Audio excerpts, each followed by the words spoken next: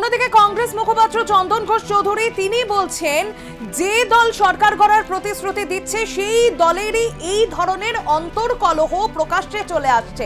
সুতরাং সাধারণ মানুষের বুঝে নেওয়া উচিত যে বিজেপি দলটি আদতে সরকার গড়ার জন্য কতটা প্রস্তুত বা কতটা উপযোগী। কি বলছেন তিনি, শোনাবো।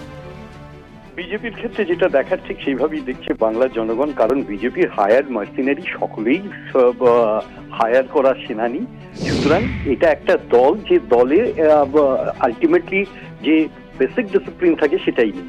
সুতরাং এখানে বিজেপিকে নিয়ে বিশেষ মন্তব্যের কোনো কারণ নেই, কারণ এই দলের প্রায় প্রত্যেকের বিরুদ্ধে কাদা ছোড়াছুড়ি করছেন এবং নির্বাচনের কাছাকাছি আসাতেও তাদের যদি ইউনিটি প্রকাশ না পায়, সাধারণ মানুষ দেখছেন এরা কিভাবে লড়াই করবেন নির্বাচন যুদ্ধে, এরা জিতবেন এবং এরা সরকার করবেন, সাধারণ মানুষ দেখছেন। এবং এই ঘটনাটা আজকে থেকে নয়, এই ঘটনা দীর্ঘ সময় ধরে চলেছে। ওদের দলের মধ্যে অন্তত 4টে গ্রুপ, যে গ্রুপ প্রত্যেকটা জায়গায় সক্রিয় এবং একে অপরের বিরুদ্ধে। আমাদের বলার উদ্দেশ্য কিছুই না, তাদের দল তারা বুঝবেন, কিন্তু যারা সরকার গড়ার প্রতিশ্রুতি দেন তাদের দলের অবস্থা যদি এখানে এইরকম অবস্থায় দাঁড়ায়, তাহলে বোঝাই যাচ্ছে যে সে সরকার কিভাবে চলবে সেটা সাধারণ মানুষ বুঝুক।